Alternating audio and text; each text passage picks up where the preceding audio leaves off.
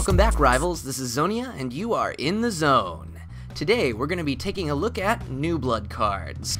Okay, today I want to try and give you a few easy, simple tips in order to do the best you can with the new blood cards, either to turn a profit or to cut your losses as best as you can.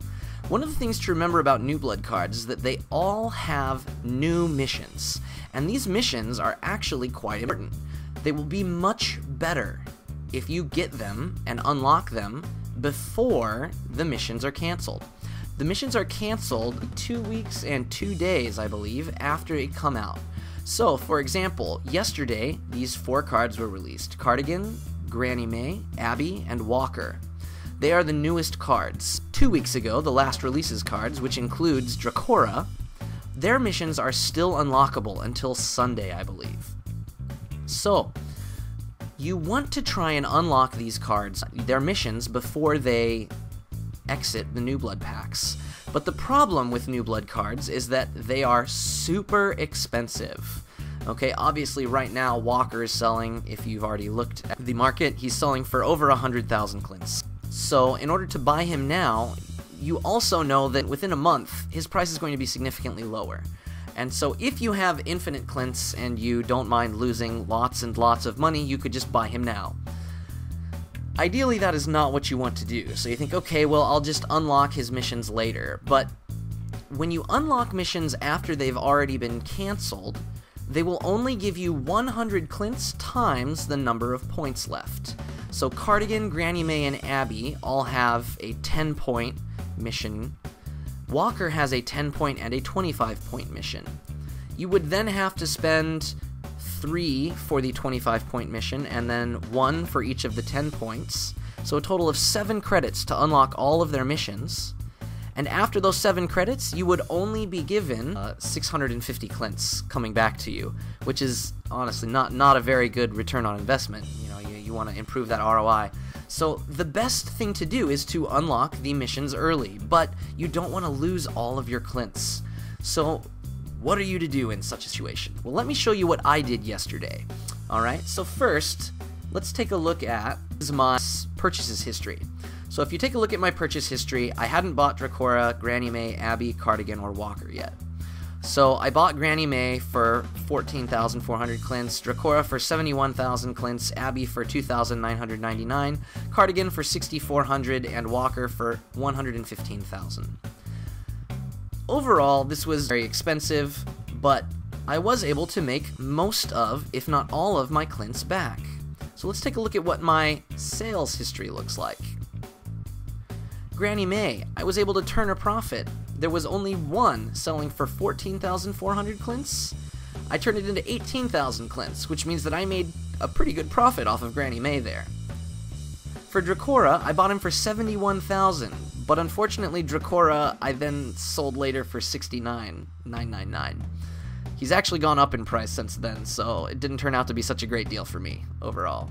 Abby I bought for 2,999, sold for 3,299, so I think I broke even on my Abby purchase. For Cardigan, I bought him for 64,000 and resold him for 66,000. So I think I was able to make up almost all the clints there. I did lose just a little bit on my Cardigan purchase. And then here for Walker, I bought him for 115,000 and I resold him for 118,500. All of these purchases were within the first 2 hours of the new blood release.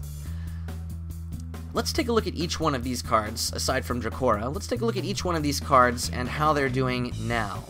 So here we have Cardigan. Cardigan, at first, was selling for about 70k, and then there was some volatility in the market, and in general, he has now gone down to about 50k. So as you notice here, if you bought him during one of these low points here, you could have potentially resold him for a decent bit of profit here. Or if you bought him here when he almost dropped to 40, you could have resold him today for a little bit more and also been able to make a profit. Granny May was at first selling for somewhere around 16 on average. As you can see, I actually bought mine for 14 and resold her for 18, so I got very lucky. Notice these are the average prices, these are not the full price. But overall, we've seen that her price actually dropped to almost 10k at first and has slowly risen back to 14k. Okay. As for Abby, Abby was originally selling for quite a bit, then dropped, spiked, and has actually held at right around 4k. And Walker was originally selling for around 100. I actually saw one for 97,000 last night and didn't buy it. That was really dumb on my part. And now he's climbed his way up to almost 125, 130k as an average. So, what do we learn from this? We learn that really good cards, or cards that are perceived as very strong like Walker, will continue to rise in price from the first few hours. As you can see, this is only the day, so it hasn't even been 24 hours yet, and his price has risen slightly. Here for Abby, Abby is an okay card. I mean, not an overpowered card, but actually quite strong for a common card, and has actually managed to kind of hold value. Granny May has also been able to rise slightly in price from this original shock, but overall still a small drop from where she was originally selling. And Cardigan, well, Cardigan has pretty much gone all downhill. Ultimately, I think most New Blood cards tend to look kind of like Cardigan. When we look at Cardigan, again, Cardigan, well, we can't see his full total here. He's a 6'2 SOA. Basically the same as Cesar, but slightly better. And I would say significantly better, but maybe not super significantly better, if you understand what I'm saying there. Just slightly better. Cards like Jean, I think, are still better than him overall. So Cardigan here, he doesn't really offer anything that is super necessary for his clan, and doesn't make a huge gap. He's just a 2-star. And so his value has not really been seen as high. And so when you look at him and you kind of go, most people don't like Cardigan, he doesn't seem to be doing well, you can scroll down to the comments, and not really a lot of people seem to enjoy him. So you can probably guess that his price is going to go down. You have to be able to make a snap judgment, a very fast judgment on these cards right at the beginning when they come out, and it has to be within the first 2 or 3 hours. So if these cards are released in the middle of the night for you, then it's going to be really difficult for you in order to turn a profit, at least at this point. Because you really need to do most of your action in the first 2 to 3 hours, I would say. Granny May is actually an amazing card, and people are a little bit split on her, but overall, I think when you read the comments, most people really like her, actually. So you could expect to see her as a relatively decent valued card. So when I saw last night that most people were selling her for 20 and someone put her for 14 at the time, I thought, alright, I'm going to snap this up and try to resell for 18. Now, one of the things that you'll have to do when you do this is look for cards that have a nice gap. Sometimes people are worried about whether or not their New Bloods will sell, because the longer you hold on to your New Blood, the more that price is going to drop. I mean, if we look at an example like Cardigan, if you think the card isn't so good, if you sold him immediately, he was worth 70k, now he's only worth 50, which means that you lost 20k by waiting, what, it's only been like 12, 18 hours since he came out? Not even that? I mean, it's pretty sad. You know, Cardigan has significantly devalued himself. So selling early is important, and people sometimes put them at significantly lower than the lowest price to make sure that their card sells. If you do this, this is actually perfectly fine. I mean, you may shoot yourself and go, oh, I could have gotten 70k for Cardigan, and I only got 60k. But think of it this way, if you had held him even longer, you would have only gotten 50k. So it's better to make sure that your card sells early in general. Of course, there are exceptions, like with Walker, where you could have sold him for 100k and said, yes! And now he's selling for about 120 to 130, and you go, I lost 30k. Well, yes, but in 2 weeks, you won't be regretting your decision because Walker will be much lower. So you want to look for these people who are very concerned about making more Clints, and you want to buy the card early and turn it into a profit for yourself instead of a loss. Now, sometimes this will result in a loss. So again, if you look at my purchases here for Dracora, even though this is an older, it's still, there's this kind of devaluation of cards as the next set is released. And so I saw 71, someone underbid, quickly put one for 70,000, and I said, oh no, I have to reduce it. I originally thought I was going to be able to turn Dracora from 71 into 74,000 clints, because the next price was 74. But then someone underbid the 71 and put 70, so I had to quickly change the price and undercut them. Now, how much should you undercut? How much should you change it? Some people have issues with selling for 1 clints less. Honestly, I don't have an issue with that. Is it a jerk move? Well, maybe, but, you know, if you're from America, then you understand this is Price is Right, you know. Some people will specifically go out of their way to buy the next card, and, you know, good for you if you do that.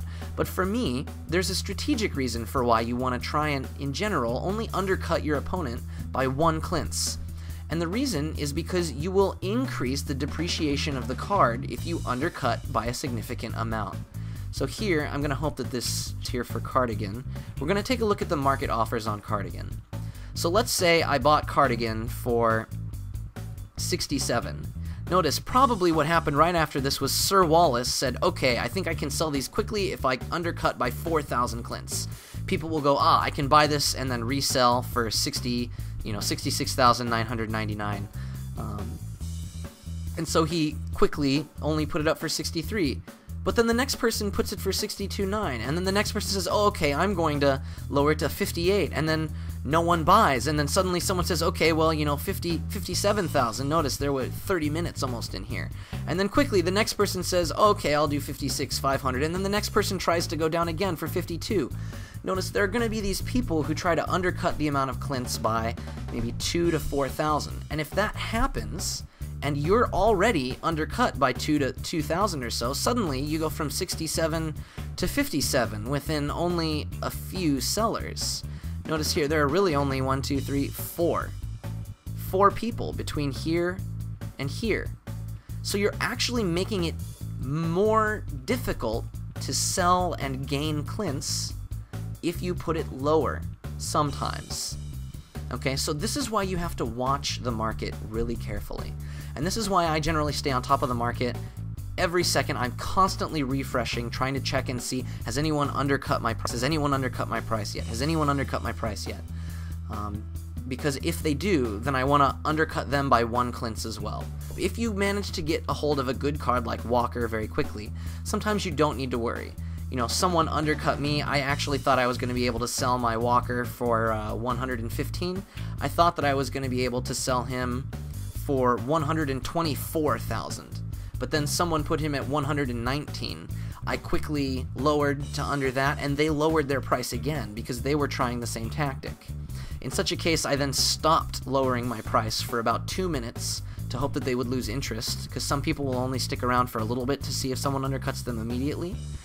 And then I undercut him again by a couple thousand, but it didn't sell immediately, so I raised it back up.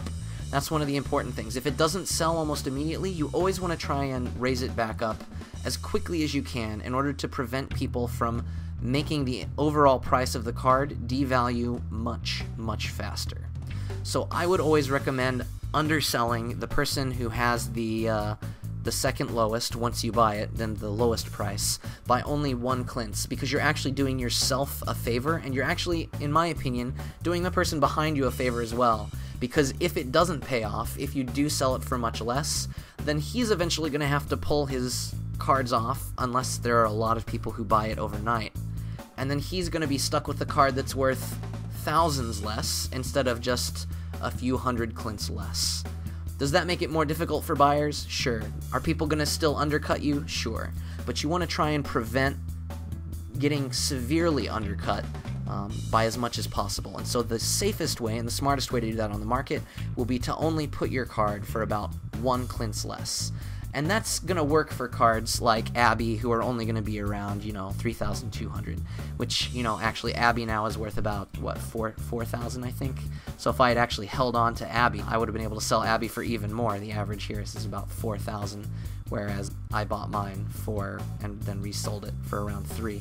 So I got Abby very early, but I was afraid that people wouldn't see her as valuable as I thought that Abby was, because Abby is just an absolutely dominant card, able to do 11 damage on round 1 immediately, and up to 13 in ELO, which is absolutely amazing. 13 life gap, not damage, sorry. So overall, this is the kind of thing that you're going to want to aim for. So notice that a lot of these cards in the end are going to be quite volatile in their price. They're going to be moving up and down and changing quite a lot within the first few hours especially. You know, you look at this as a month and clearly you can see the price is going to go down, but you'll see a little bit of this volatility right at the beginning. Almost all of these cards, maybe not so much here for Abby, but if you looked at this, there is still some volatility here. Probably what we see here is someone decided to buy a whole lot of Abby to stock up on Abby as a card, thinking that Abby will be worth more than this someday. I don't know about that, but we'll see, maybe. Again, we see a little bit of volatility here, but it has to be within the first few hours. If you wait, eventually these are going to all plateau off, and then they're going to end up just going down in price quite a bit.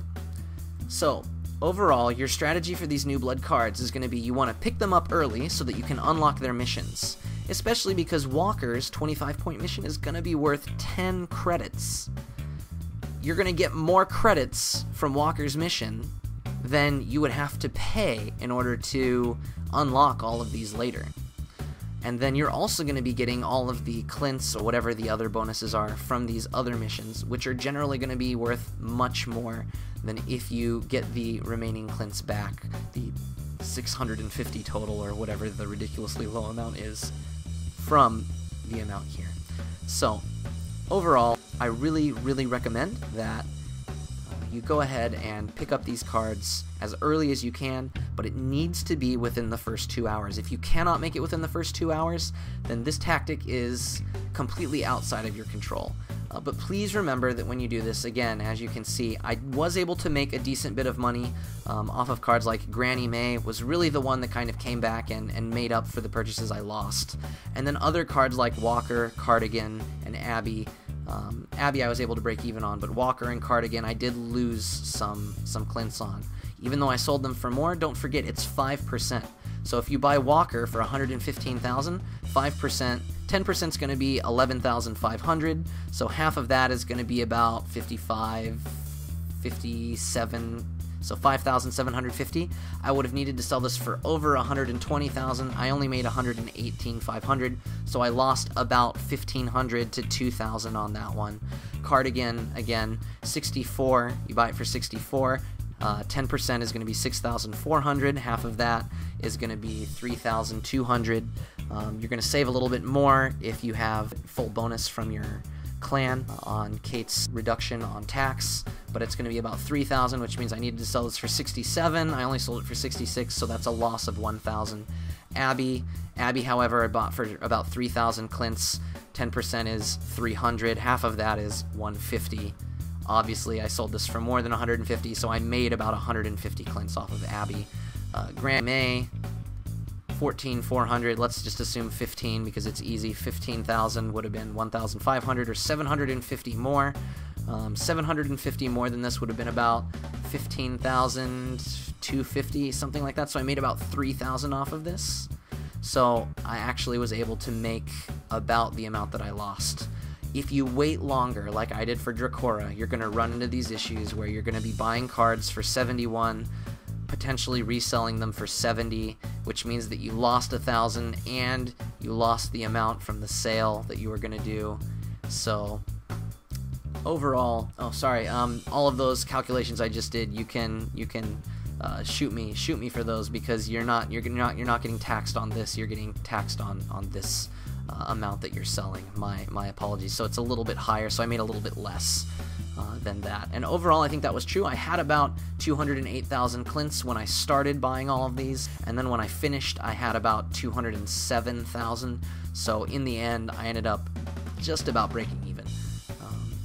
Overall, though, it was very successful for me because I was able to not only unlock all of the missions for them, but I only lost 1,000 Clints, which is quite good when you consider that 2 of the cards in here were rares, which meant that I was going to have to spend more. And actually, I bought 3 rares this time because I tried to also pick up Dracoras. And I unlocked, so basically what I did, if you look at the overall amount now, is I have unlocked Dracora and Walker's 10 credit missions, so I've got 20 credits here, plus whatever the amount is that you'll win from the others for 1,000 clints. So essentially, I spent 1,000 clints total, and I'm going to be able to earn 20 credits. Does that sound like a pretty good deal to you? Sounds like a pretty good deal to me. So, I mean, if you think about that, I spent 1,000 clints in order to be able to buy a new blood pack for 20 credits, which I'm definitely going to get more than just 1,000 credits from. So if you're able to do something like this, it is going to turn out to be a definite gain in the long run, but the problem is you have to be able to do it, again, within the first 2 hours. So don't miss your chance. Thank you for listening today. I hope you enjoyed this. I hope you're able to learn a lot about the new blood cards and what you should do in order to sell them well. If you like this video, then please feel free to like it, share it with your friends, and to leave a comment down below. And don't forget to subscribe for more of my Urban Rivals videos. This is Xonia, and you've been in the zone.